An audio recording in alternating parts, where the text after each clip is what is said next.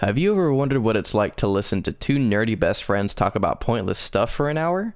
Pointless stuff like video games, music and video games? Well, you're in luck. These two nerdy idiots have a podcast and you're listening to it right now. It's the Offbeat.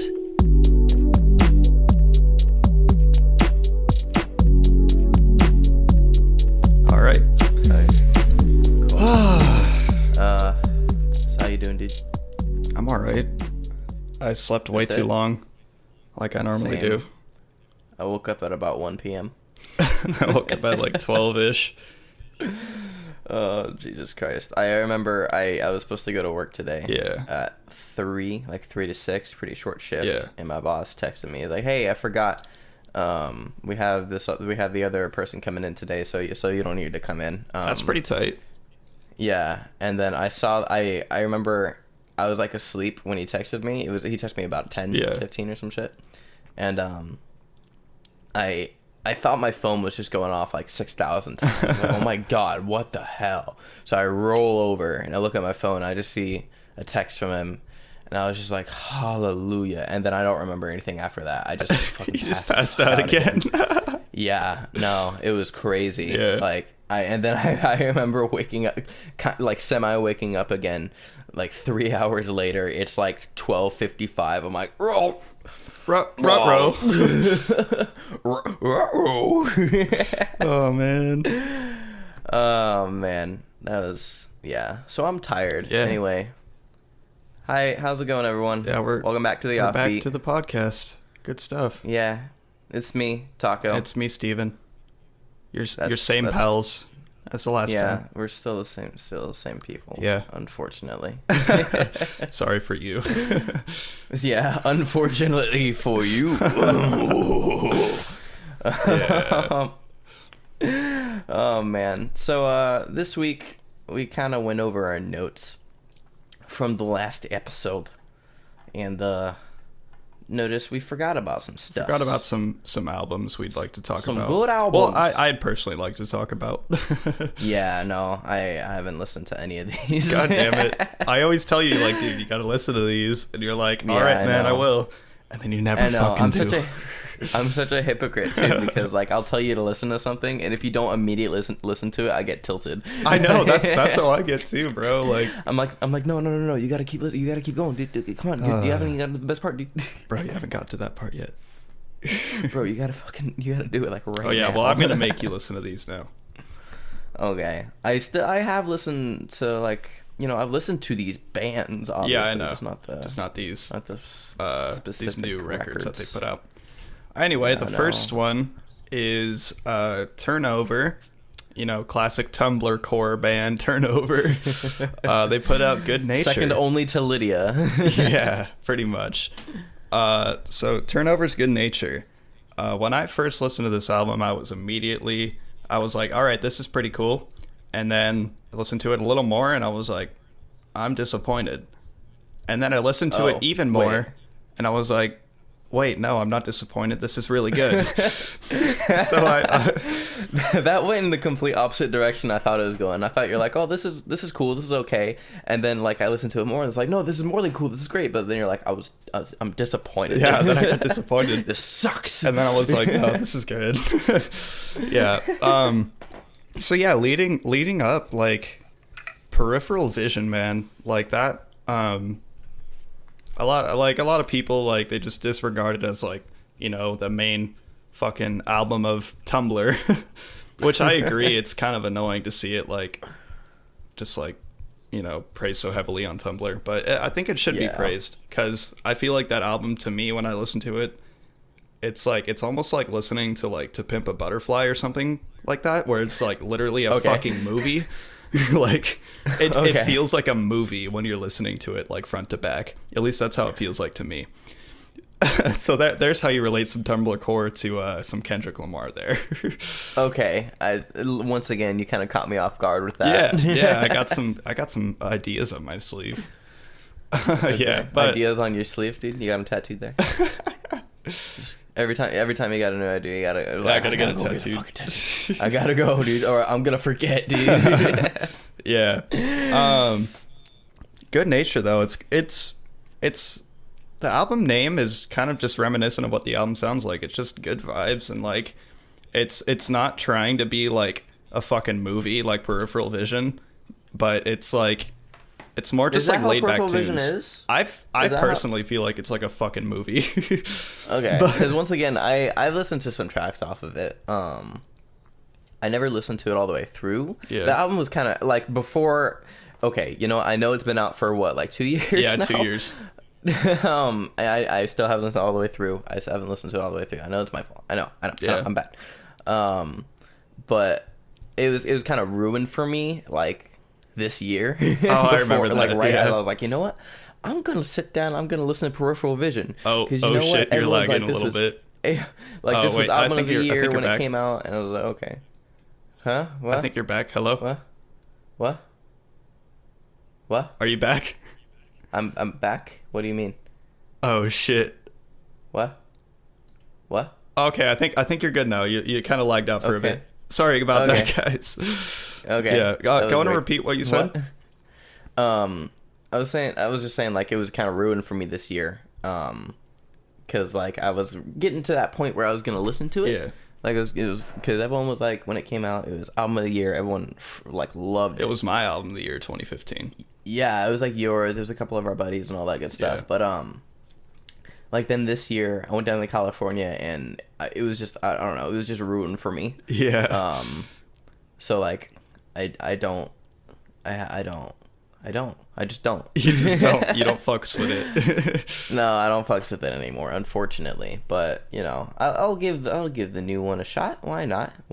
If it's good vibes instead of absolutely depressing. Yeah, it's still depressing. Don't get me wrong, but just like instrumentally, it's a lot more lighthearted and it's a lot more bouncy and groovy and whatnot.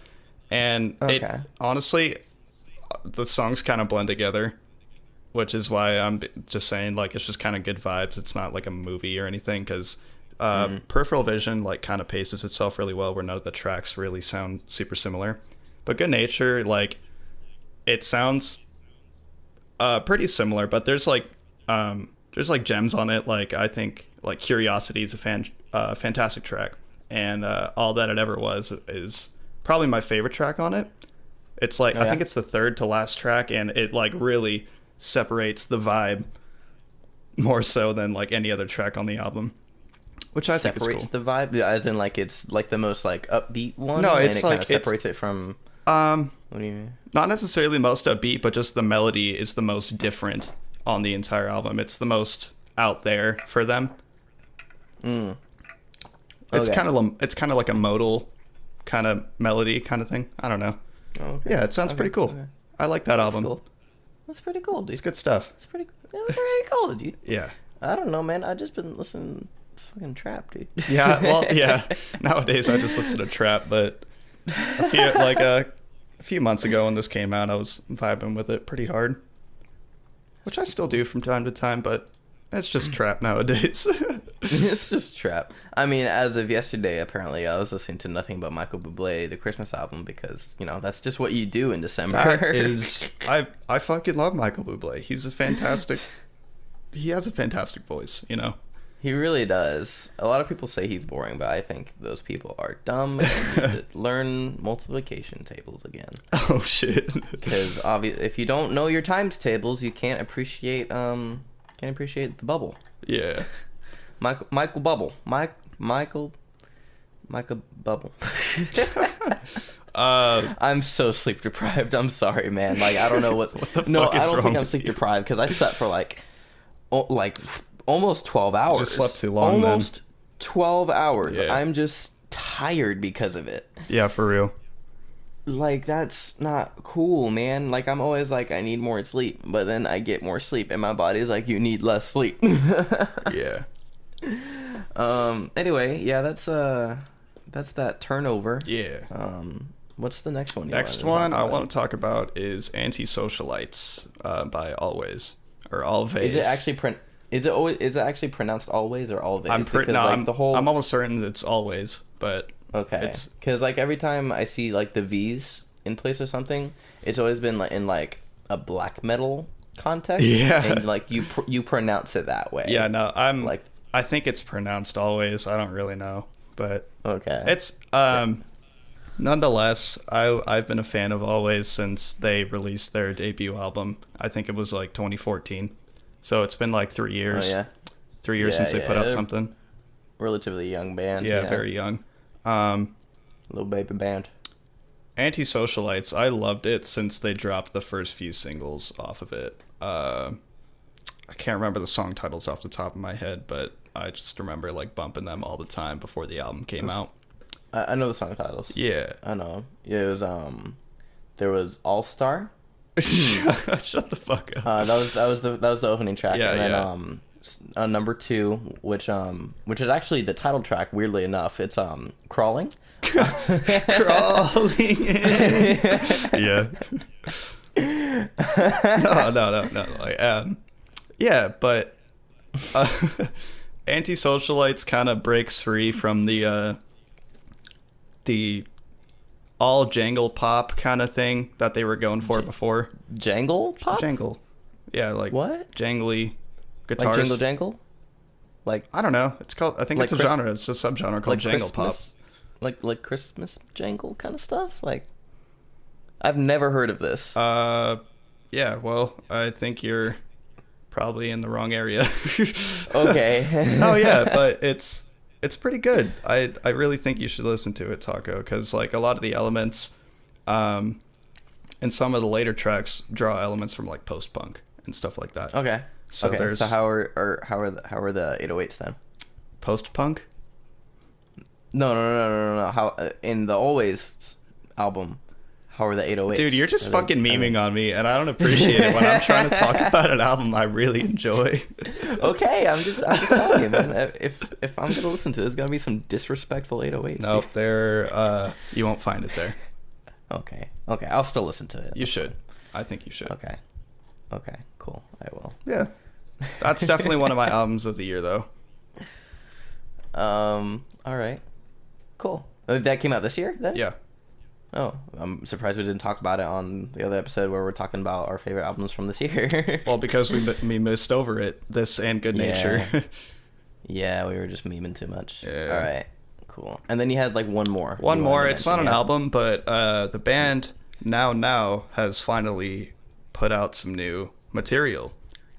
You and I are like a pretty huge fan of their debut album. I think Yeah. is it their debut? Threads? No, I think there no, was something it's not before their it. Yeah. debut. They've been around for a while actually. So like I think they had at the very least some EPs before. Yeah. that. I think they did. I might be incorrect, but yeah. But yeah, these new Now singles, they're pretty good. They're a lot more like a lot more pop and less of the emo kind of thing they had going on before. Are they in, kind of Threads. pulling like a Lydia thing then? How Lydia put out Illuminate? Oh yeah. And then they did like Devil and stuff like that. Yeah, it's pretty Popular similar to stuff. that because I think they lost. Well, they didn't like she didn't die or anything, obviously, but Oh, like okay. they lost one of their members, probably due to like relationship complications or something like that. And now it's just like, oh god, I can't remember the names. I sound so fucking stupid, but I don't know. It's just really good pop vibes on their like these new singles. Nice. And it's I'm super into that right now. Like that's like a thing that like really sells me. That's why I got into what was it, Pale Waves? Pale Waves. Oh yeah. Yeah, I know. Like you showed me them a while ago, and I'd never listened to them. once again. Yep. But like I was browsing the YouTube, Yeah. and I found them, and it was just like some sick pop vibes. I'm like, I actually really do enjoy that stuff. It's like kind of 1975 ripoff kind of stuff. It's great. I love them. Yeah. Yeah. But it's cool because she has a very unique voice in Pale Waves. Yeah, she really does. It's very kind of like 1980s goth rock kind of stuff, Yep. but like with a really poppy thing. Like her voice, and don't like crucify. Like I don't want the people on the internet to like crucify me for this, but like she reminds me of Susie and the Banshees, like that kind of voice, like that kind of vocal style, over a really poppy kind of bed. Yeah, I feel like a lot of bands nowadays are doing the whole like 1975 kind of vibe. Like even Paramore did it in their last album. Yeah, and it was sick. I enjoyed like some of the Yeah, some of the last Paramore stuff. Not all of it, but some of the tracks are pretty good. It's a pretty cool place for music right now. I would say. Yeah, Anyway. I agree. It's really cool, like reverby, slapback delay guitars and stuff. Really poppy drums, you know. Yeah, and I love that, dude. Thick, I love that thick, so much. thick bass lines. You know what I mean? Thick. You know what I mean? Super fat bass lines. Dude, Cool yes. guitar leads. It's just so the bass. Like, let's go back to the bass for a second, man, because I feel like as a bassist, we talked about that for 5 seconds, and that's how I feel all the time. Like, I can you can kind of hear it in your head right now, just like the super groovy, just really syncopated stuff. Mm-hmm. I love the fact that that's coming back in like a lot of pop music right now, because like I feel like, oh my god, like for a while, like when like Bruno Mars started doing like the super funky stuff, like slap bass started to come back a little bit, and that was cool. But now we're going back to something a little bit simpler, but like still just as groovy and just thick with 2 C's, dude. Oh my god. Yeah, man. Like even those Crunchy. those Pale Wave singles, they have some pretty thick bass lines on them. They're pretty sick. I dude. really do enjoy. I really love it. Yeah. So that was all the albums that we kind of glossed over. Yeah, I think that was it. Hold. Oh, never mind. That's not a keyword. I'm sorry. I'm checking my email. I got some deals on Amazon right now. Oh, that's important. It's super important, dude. I need new keyb. Yeah, that's a keyboard. For those of you who don't know, keyb is an affectionate slang word for a keyboard. Yeah, for you fucking plebs out there. PC master race. You console peasants. Anyway, but that's kind of perfect, because now we're gonna get to the part that I want to talk about. All right, what do you want to talk about? Some video games, dude. All right, let's talk about some video games. What are you feeling right now, in the video game world, Steve Butt? I haven't been playing much recently. You and I just kind of play Overwatch from time to time, and we enjoy that. We don't play it competitively anymore, but yeah, I still play Overwatch like all the time though, without you. Yeah, I don't play a lot of games right now.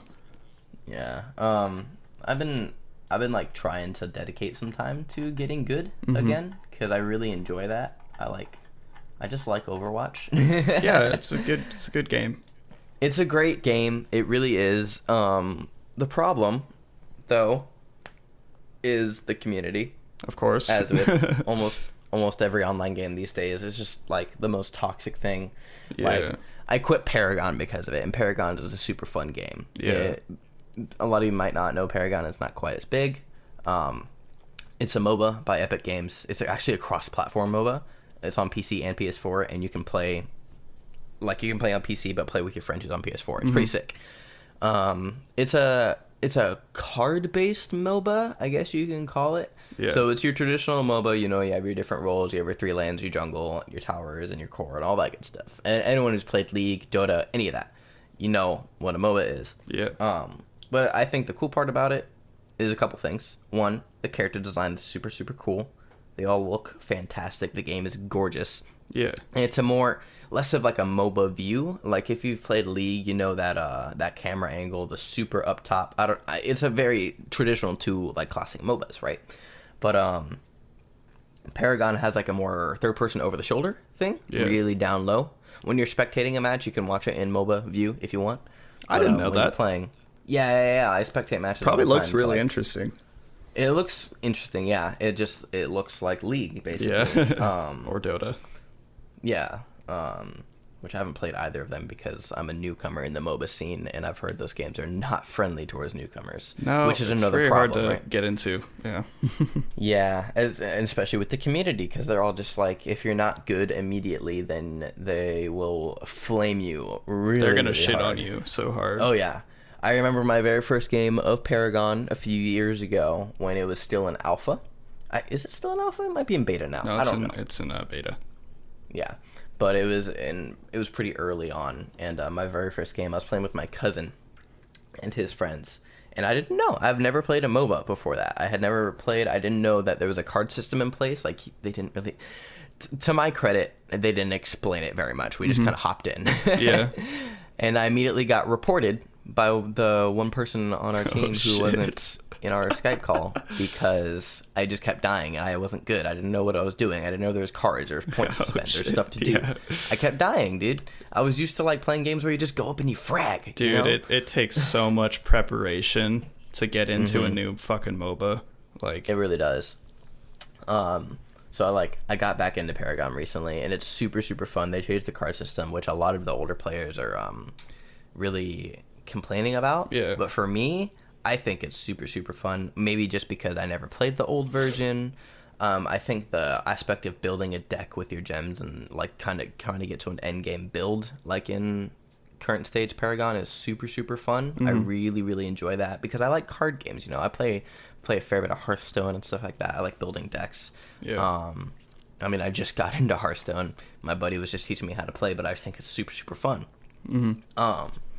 So like Paragon, it's a great game. The developers are super good. They're super attentive, and they release new patches and stuff like weekly. You know, Yeah. every week they're changing the game, and they completely change the meta, and it keeps it fresh and interesting. However, the community is super, super, super toxic. Yeah. You get people who will wait until, like, just for fun, they will find a game, they will go into the roster, and they will leave 2 seconds before the game starts, so then you have to go wait another 10 minutes to find another game because they're just horrible. Or if you pick a hero that they aren't super happy with, if you're not playing someone who's like S tier in the meta right now, they will flame you and then leave. It's horrible. It's definitely awful. A lot of leavers, a lot of throwers, people who just get into games and be AFK the whole time. Yeah. You know, probably just watching hentai or something. I don't know. Honestly. And it's super frustrating because like I'm in here to have like a great time playing this super cool game, and then I just don't have a good time because people fucking suck, dude. Yeah, it's probably why I don't enjoy playing Overwatch that much anymore. Yeah, I mean, I've kind of gotten past that point with Overwatch, because I actually really, really do love that game so much. Like, just the whole concept of it, I think it's genius. Yes, there are some developer choices that I disagree with. the two mind buff on Junkrat, not cool. Yeah. It's like, really? He didn't need that. Why did they do that? He was perfectly fine before. Like, Junkrat wasn't underpowered. Was it because his pick rate was low? Yeah, that's the thing. If there's a low pick rate on a hero, Big Daddy Jeff does not like that, and he thinks they should be buffed because they have a low pick rate.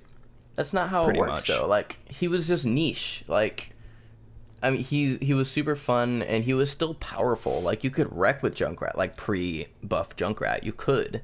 Like, he just had one mine, and that's fine. Now that he has 2 mines, and he can one-shot most characters. Yeah, I think the thing with Junkrat, though, is just because there were better options than him before. That's why he was a low pick rate. Like a low pick rate hero. But it's now it's just like sometimes there really isn't a better pick than Junkrat, so people are kind of forced to pick Junkrat, which gives him a higher pick rate now. Well, yeah, because there was at one point the shield meta, right? Where you just and the cheese meta, right? Where you just have your Orisa shield down on the point. Dude, cheese meta still fucking works. Yeah, it still works, but unless if you have an enemy team that has like, say, a Junkrat to burst down the shields, and then maybe like a Pharah or something like that, or maybe a couple dive heroes to get in there. If you have a Junkrat, burst down the shields and take down the turret, dive in there, everything falls apart. Super easy, actually. But I think that's how Junkrat really got more attention, because he was a really, really good counter pick to that kind of meta, the super cheesy just shield meta, right? Mm-hmm. And he still is. You can get like even I've seen be really, really effective against like on Hanamura, that first point. You know what I'm talking about? On attack, if the enemy team on defense has like a Rhyme and an Orisa, like a lot of shields just to stop up that choke. Yeah. Just you take your freaking Orisa, you have a Mirror Orisa and a Junkrat, and you just burst down the shields, run in there, maybe have an Ana to throw down a nade and purple them all so they can't heal up, get a couple picks, and it's done. You got point A. easy. And then you do the same, because they're not, people suck at Overwatch, okay? Like, they're gonna fail that first point and no one on that team is going to switch, right? Yeah. Especially at our rank, gold. Yeah. Like, no one's gonna switch. They're like, okay, it didn't work that time, but hey, we're gonna do the exact same thing for point B. And then you go in there and do the same thing and they wonder why they lose. It's like literally insanity. You like, know, like that's actually the definition of insanity. Yeah. It's doing the same thing over and over again, expecting different results, right? yeah. Sorry, I have to take a sip of my my water from get my some of big this old coffee Starbucks. Oh shit, yeah. But people like, and I kind of gotten into that mindset because okay, people suck at Overwatch unless you're at a higher tier level. People suck. They suck at team comp. They suck at mechanics. Unless you're up in even in top 500 in the GM level, sometimes they still don't know team comp and they all suck because at that point they're all used to carrying, right? Yeah, a lot of Like- a lot of those people are one tricks, you know. Yeah, they're one tricks who like got super mechanically good. Yeah, like And granted then they though, carried themselves up. Yeah. granted they're just fucking incredible at the hero they one trick, but like Yeah, true. So they carry themselves up to GM, and then you have this environment where team comp is in certain areas non-existent because they're all one tricks used to carrying with that one hero. So then you have like, you know, your one trick Genjis, your one trick Hanzos, Genji mains. Genji Yeah. mains for real. Like your one trick soldiers, and then like you'll have like 4 DPS on a team that just carried themselves up to GM, up to top 500 or something like that. Yeah. But then, of course, that's NA, right? That's North America. Yeah. When you look at South Korea, Yeah. it's a completely different story. It is they play to win, and that's it. Yeah. They like I was watching with the Overwatch, was it the Overwatch Cup? I don't remember, but the recent match against the US and South Korea, right? Yeah. So Team USA, we had Jake, a great, well, I want to say he was DPS main. Amazing. He's absolutely incredible. His Junkrat was like a force to be reckoned with, right? Yeah. Oh man, I'm gonna have to look this up because I don't remember what people were on the USA team. Was XQC on there? No, he's from Canada anyway. Yeah. I don't like XQC. He's a piece of garbage. He's good, but he's a piece of garbage. He's toxic and just like I don't like people like him and Aimbot Calvin who are just super good but toxic. They get super into their head. I get why, but at the same point, it's annoying. Yeah, right? yeah, I mean, you got thousands of people watching you play a game like all the time because you're that good at it. Like it's gonna get to your head, and you're gonna get toxic. Yeah, I don't like people like that. Yeah. I always tell myself that if I ever get that popular on Overwatch, I will not. I won't be like that. You know. Yeah. But who cares about Team USA? They were good the first 2 rounds, and then they got stomped all the way through the rest of it. South Korea.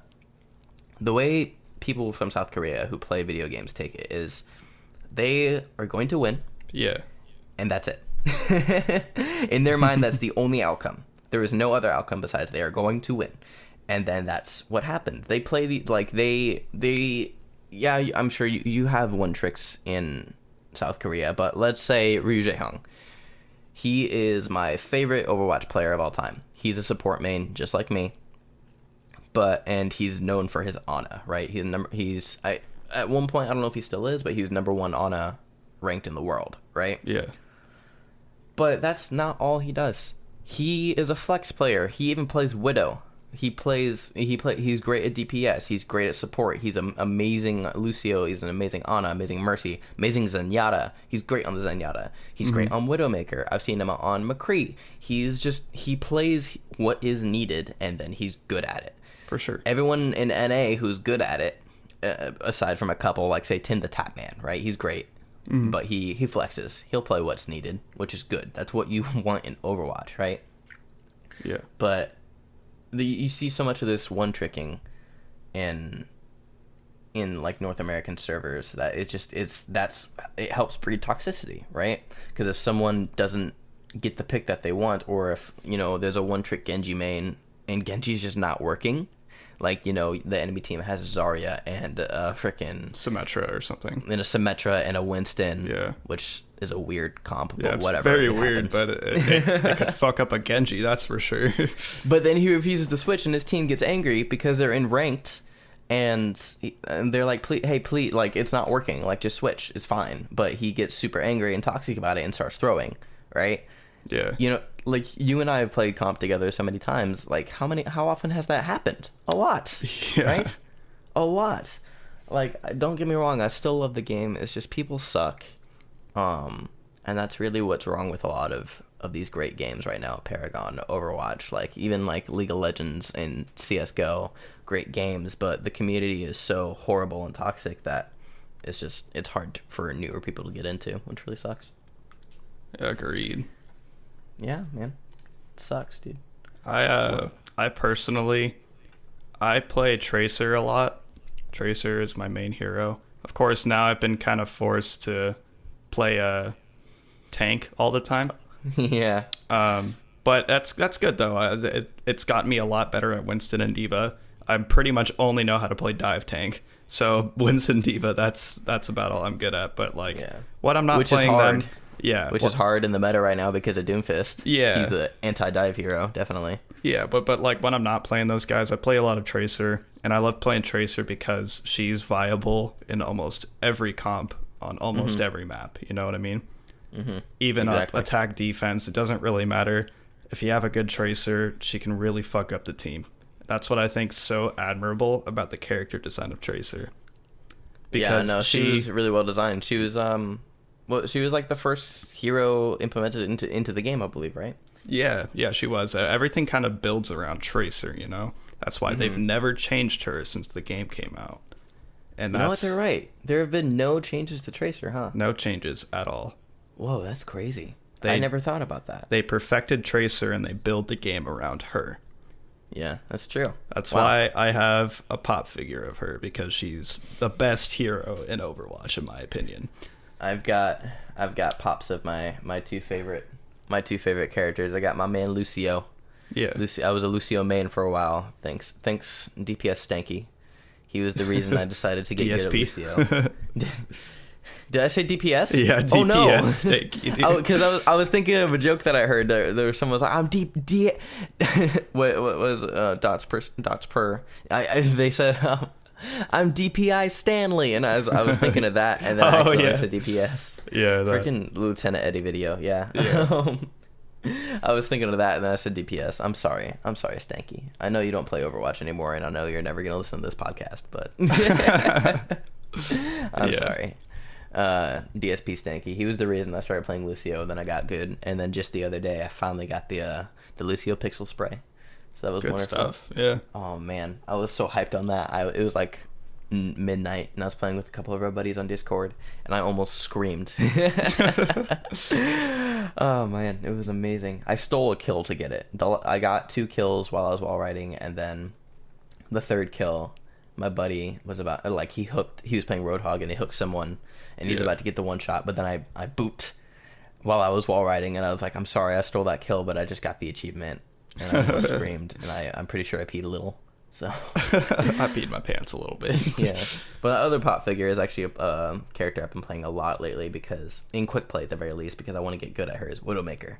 I love Widowmaker. Something is so gratifying about getting those flick shot headshots. It is just honestly, that goes for any sniper character. Or just any sniper rifle in any first-person shooter ever.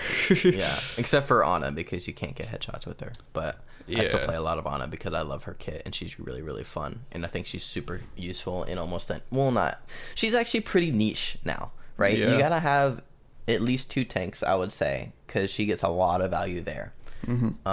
But if she gets dove on, like if an enemy team has a dive comp, she's still viable because she can defend herself pretty well, and she's a sniper, and her aim down the sights function is a hit scan, so you can take care of enemy Pharahs if you need to, right? You can 3-shot them super easy if you have good aim, like I do.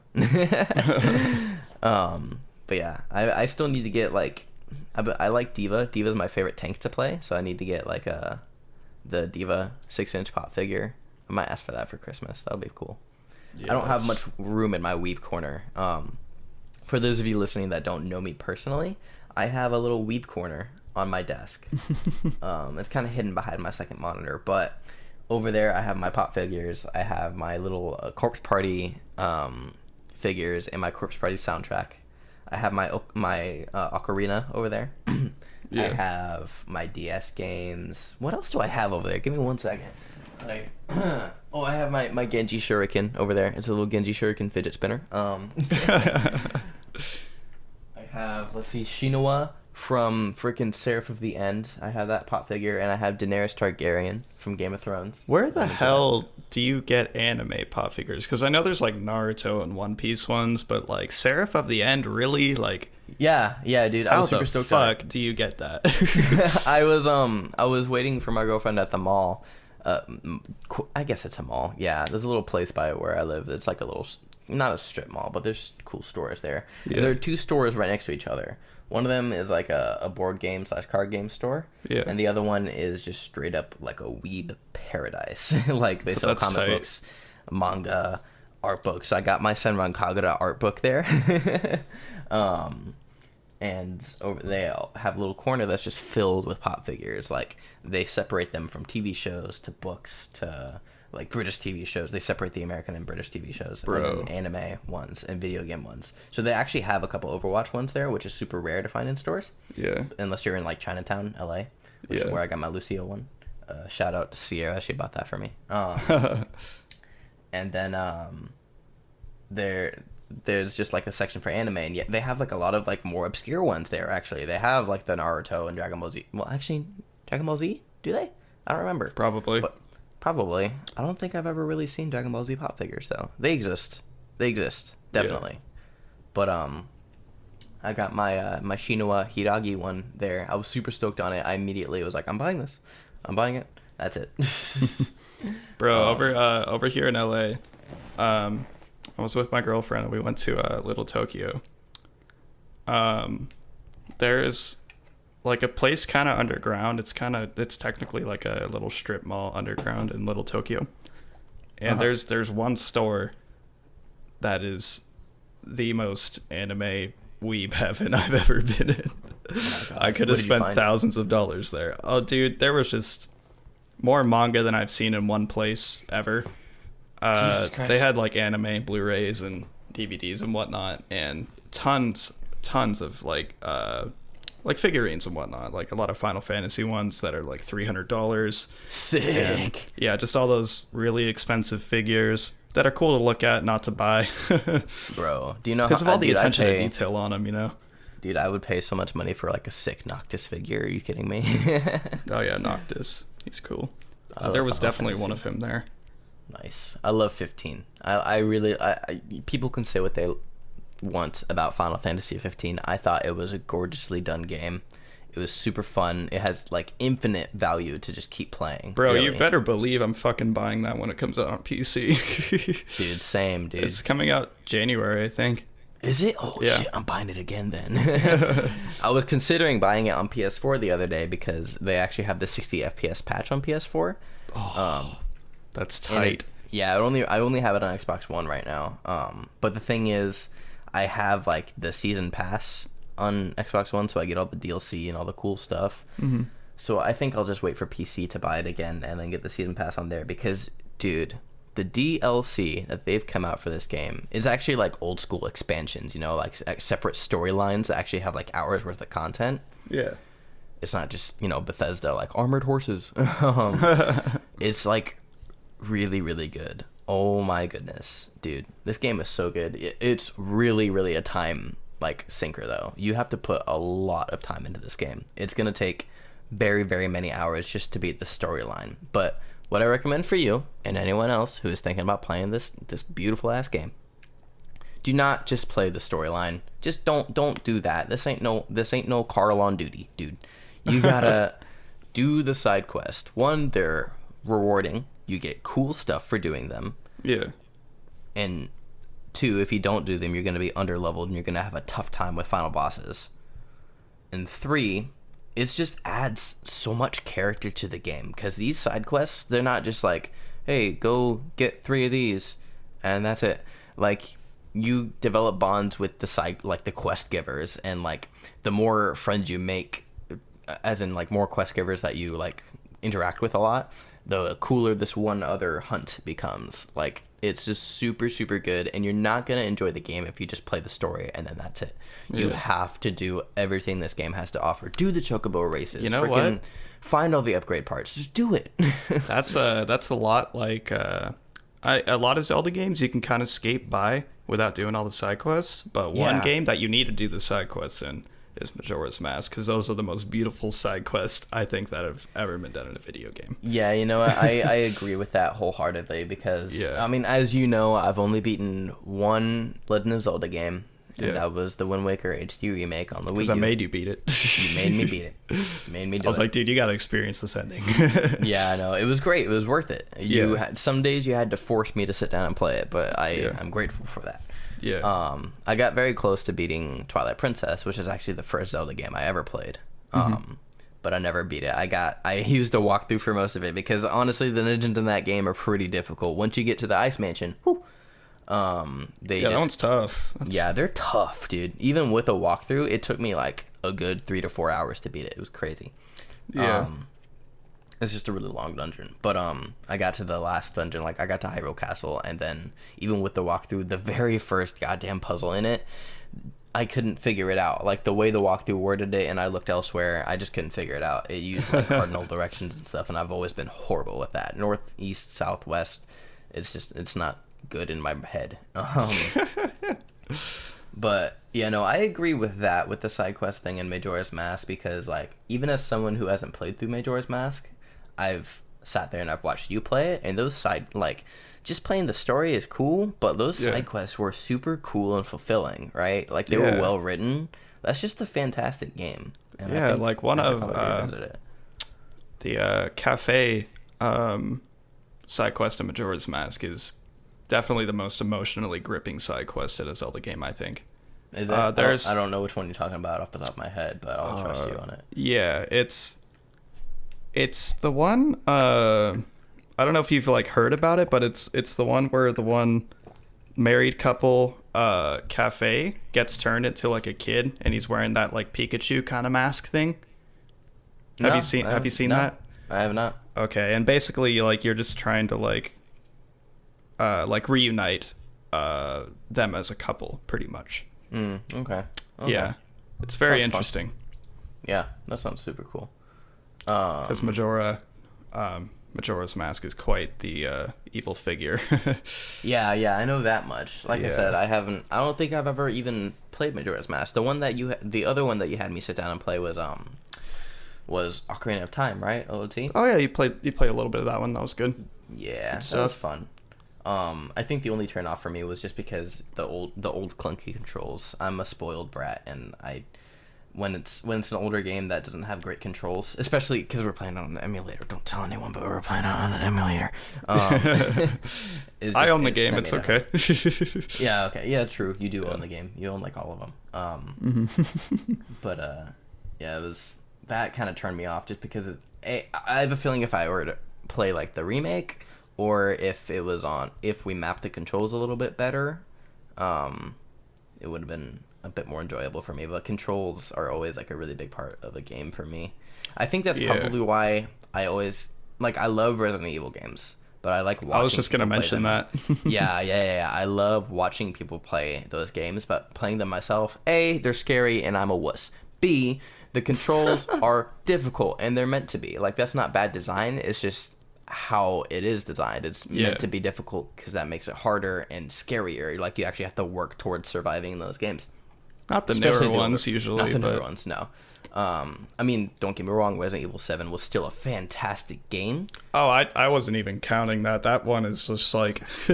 That's its own enigma. It's just really good. Yeah, right? It's a good game. It's just its own enigma, you know. It's like very different. Whole new direction for Resident Evil, and they did a fantastic job. But like the older ones, Resident Evil 4, RE4, goddamn. That's my favorite Resident Evil. Dude, it's even my favorite Resident Evil. Like, it's even my favorite. I've never even played the game. Actually, no, no, I have played the game and then I wussed out because I'm bad at it. But the controls Yeah. are difficult, right? They're clunky and they're meant to be. Yeah, And that kinda... they're but like 0, 1, 2, 3, those Resident Evil games and like Code Veronica and whatnot, those games are that's the definition of clunky controls. Yeah. And it makes it that much scarier because it's kind of like you're put into that position. You know what I mean? You're put into that position where you wouldn't be running super like agile if there's like a zombie chasing you. You would be freaking the fuck out and like turning different directions like you don't know what to do. And the Yeah, controls exactly. the controls kind of represent that. Yeah, no. The super And clunky controls represent like the fact that you don't know what the fuck you're doing. Like Yeah, and no, anyone who's played like a classic RE game knows exactly what you're talking about. You're like,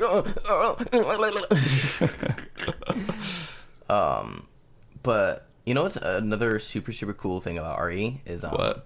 the sound design is super cool.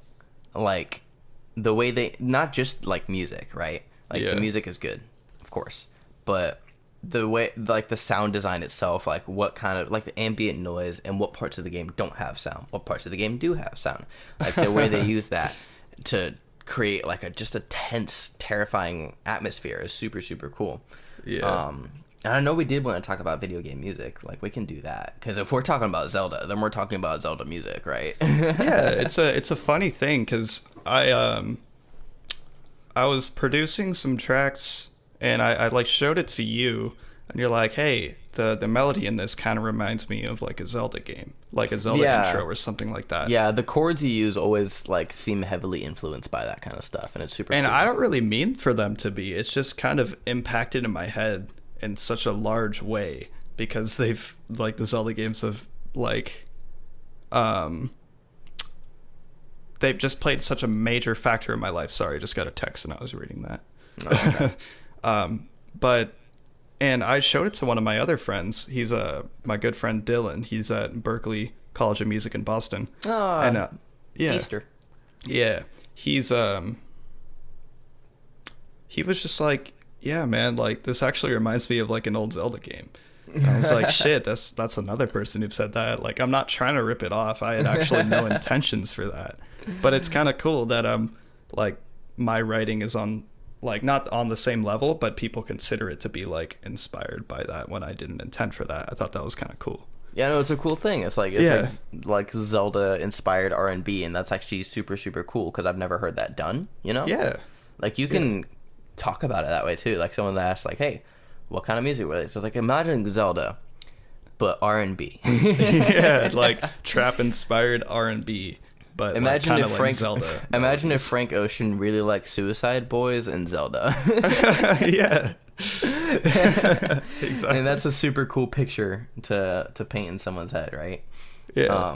For me, oh goodness, video game. What's?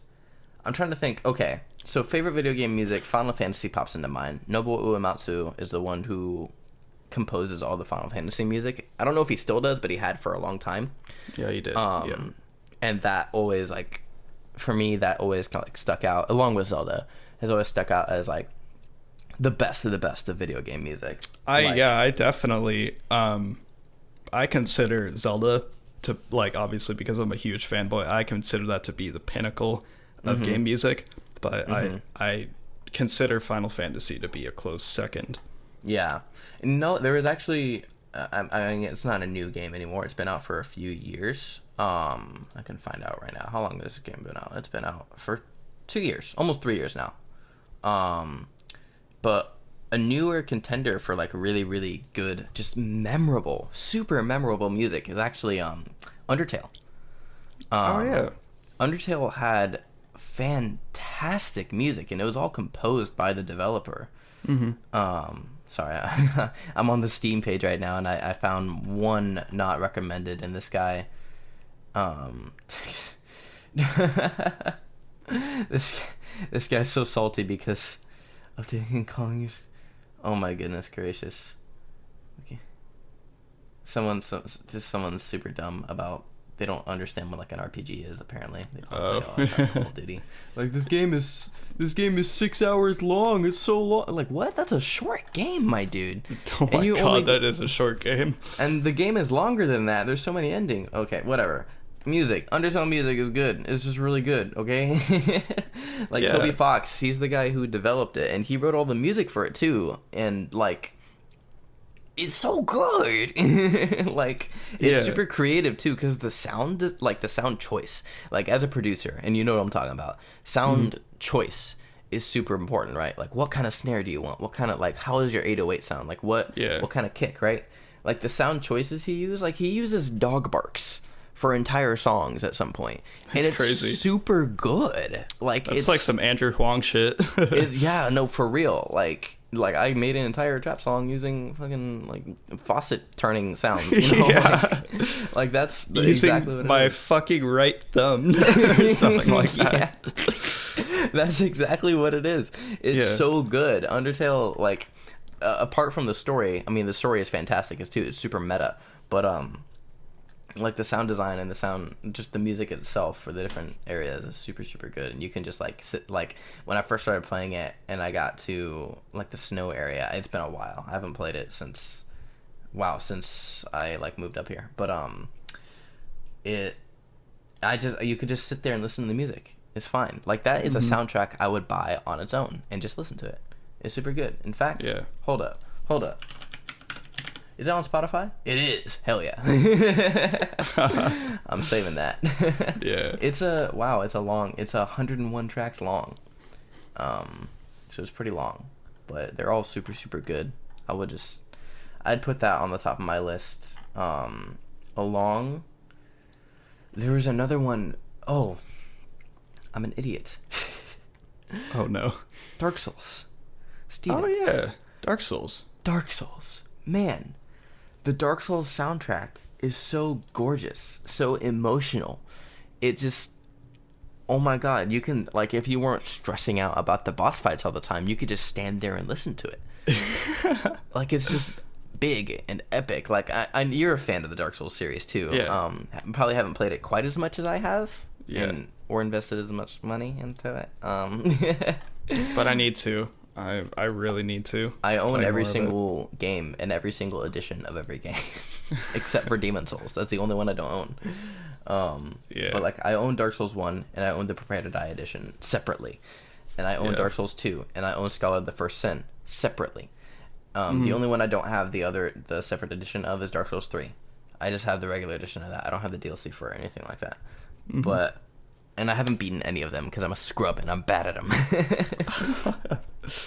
But the sound design in these games is absolutely gorgeous. Not just the music, but especially like in games like Bloodborne or the game Yeah. Bloodborne. There is no Bloodborne 2. Yeah. Waiting for it. Come on, Miyazaki.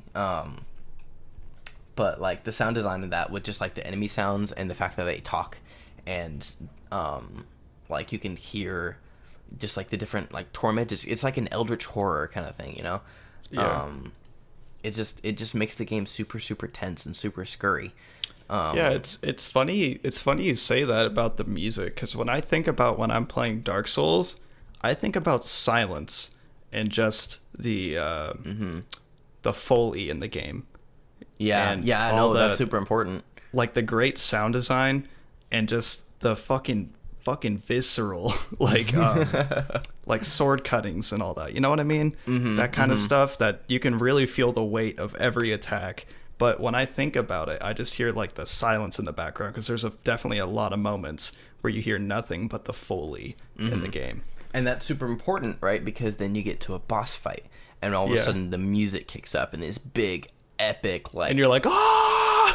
no, it's like these big epic overtures of Yeah. and then like you can talk about that all day long, but then there's one song that comes to the forefront of my mind with how it was written and the choices that the composer made to emphasize like the story. Yeah. And that was in Dark Souls 1, and it was the final boss of Dark Souls 1, which Lord Gwyn. When you're fighting Lord Gwyn, it's not this big epic overture like you would hear in some of the first boss battles. like, you know, the Bell Tower Demon and all that good stuff. It's just a really quiet, somber, I think it's a classical guitar piece. Yeah. And that is one of the most amazing moments I've ever seen in a video game. Granted, I have not experienced it myself because I'm bad at Dark Souls and I haven't gotten to Lord Gwyn yet. It's been out for many, many years, and I haven't gotten there. Yeah, I really gotta play more of those. Yeah, no, we should do titles. it, dude. We should stream it because that makes it more fun. Yeah.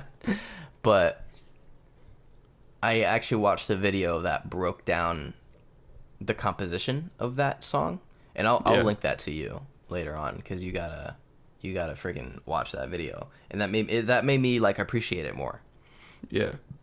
But it's simple, it's quiet. There are bigger parts of it. It kind of ramps up a little bit, but it's nothing compared to like the songs you would hear earlier on in the game, and it's just absolutely amazing. Super, like, I have so much respect for that person. Dark Souls, two things, Dark Souls and Disney are the reasons that I want to, if I were to, you know, pursue like an academic degree for music, I would want to do it in like composition, like film score composition, right? Yeah.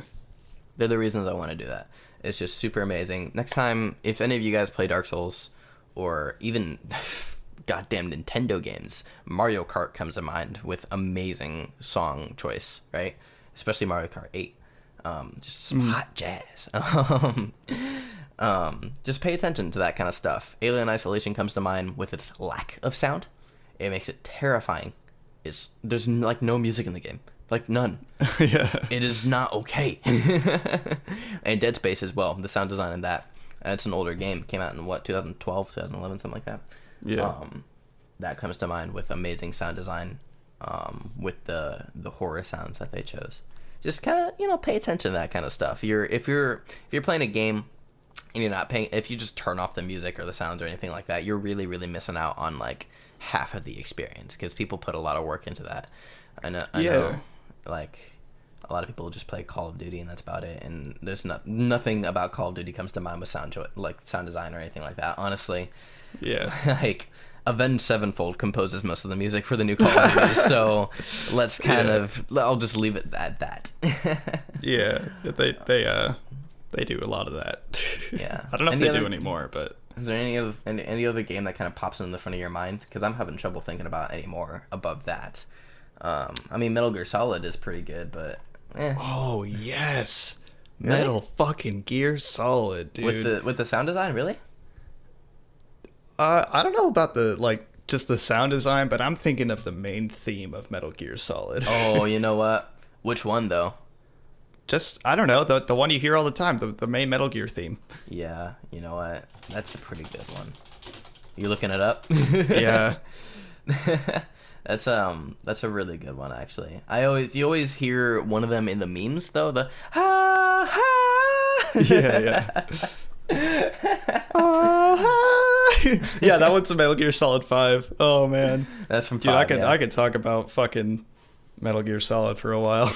Oh, dude, I remember that one point where we watched like an hour-long video just breaking down the plot of Metal Gear Solid, trying to That make was sense of it. incredibly entertaining. It was incredible. Like, Yeah. oh my god, that's what got us like super into it. And then like we're like, we need to play it. Yeah. And I've bought Metal Gear Solid 5 I think 3 times now. Oh shit. I've given him a lot of my money. I'm really sad that what's his name? The guy who came up with Metal Gear Solid, the original developer. What's his name? Hideo Kojima. Yes, I'm so sad he's not with Konami anymore. I mean, good for him for getting out of that, but at the same time, like, Metal Gear will never be the same. It's gonna be garbage from here on out, and I know it. It's just gonna be bad. Hopefully. Hey, at least Metal Gear Solid 5's good. Oh yeah, and that has like infinite playability. Honestly, there's so much to do in that game. I've put so many hours into it, and I've never even beaten the main storyline. It's crazy. It's shit crazy. Bethesda does some pretty good sound work as well. Skyrim had an amazing soundtrack. Oh yeah, they had some really cool ideas with that. I know people have talked about that for years now. It's been out for literally 6 years. Yeah. So it's not much else to say about it. You know? Yeah. I mean, Peter Hollins did a whole thing of the Dovahkiin theme. So, Taco, what? if you had to pick like your favorite song from a Zelda game, like, do you know what it would be? Probably Zelda's Lullaby. Yeah. Probably that. Yeah. I really really like that song. I know how to play it on the ocarina. Okay. Actually, redacted. Yeah. It's either Zelda's Lullaby or the Song of Storms. One of those two. Song of Storms is cool. Song of Storms is incredible. I love that freaking melody so much. Yeah. So good. What about you? Obviously that's very difficult for me. It's got to be either Dragon Roost Island Ooh, okay. from the Wind Waker, Yeah. or Zora's Domain from Ocarina of Time / Breath of the Wild, the remaster. They like remastered the track in Breath of the Wild, and it sounds fucking incredible. Yeah. Because that's one of my absolute favorite Zelda songs. Like, honestly, sometimes when I'm doing homework, I literally put the Zora's Domain theme on like a 10-hour loop or something like that. That's the way to do it, dude. And it's so peaceful, and I fucking love the melody in that. Y'all should go listen to that, Zora's Domain from Ocarina of Time, or you can listen to the Breath of the Wild version. They're both equally beautiful. Yeah. No, I have a friend who like just puts on Zelda music at night every night just to fall asleep. That's what she does. And that's the way to do it. Honestly, there's something so beautiful and atmospheric about the main overworld theme in Breath of the Wild as well, because it's like, if you played Twilight Princess, you know like how huge and epic the overworld theme is in Hyrule Field. It's like da da da da da da da da. You know what I mean? Yeah. And it's just like huge and in your face. But the overworld theme in Breath of the Wild is just very subtle piano, and it's very spacious and reverby and open, and it's so different from any other Zelda game. And I love the chord choices they used, and I don't know, I don't know if you've heard it, but it's beautiful to say the least. Well, I so haven't that's gotten one of my favorites as well. I haven't gotten to play Breath of the Wild yet, so I haven't. It's great. It's wonderful. I should probably invest in that. It's a good investment. Like, if you buy a Switch, then you can also play like Xenoblade Chronicles 2 just came out. Oh shit. Yeah. That looks amazing. And Breath of the Wild and Mario Odyssey. Like, those 3 titles are worth getting a Switch alone for. Yeah, Mario Odyssey. Dude, don't even get me started on Mario Odyssey. Jesus. What a beautiful game, man. Yo, no, for real. Okay. Well, anyway, we're about out of time. Thanks for tuning in again. Thanks for listening to us ramble about different shit. Yeah, no, for real. If you have anything you guys want us to talk about, because we're freaking nerds. We're a bunch of weebs. We can talk for hours about music, anime, video games, just so much. If you guys want us to talk about anything in particular, just let us know. Yeah, for real. Yeah, like our page on Facebook at the Offbeat with Steven and Taco. Just put the page up not too long ago, so you can like us on there. Yeah, we'll link it in the description for this. Yeah, and this will be up on YouTube, so don't forget to subscribe for more. Hell Like the video, comment, let us know what you think. Talk to us. We're cool, I hope. I think. I think. Anyway, we'll see you next week. We'll probably talk about some more weedy shit. Sounds good. I'm Taco. I'm Steven. And this is The Offbeat. Thanks so much. Have a good night, guys. All right. Peace.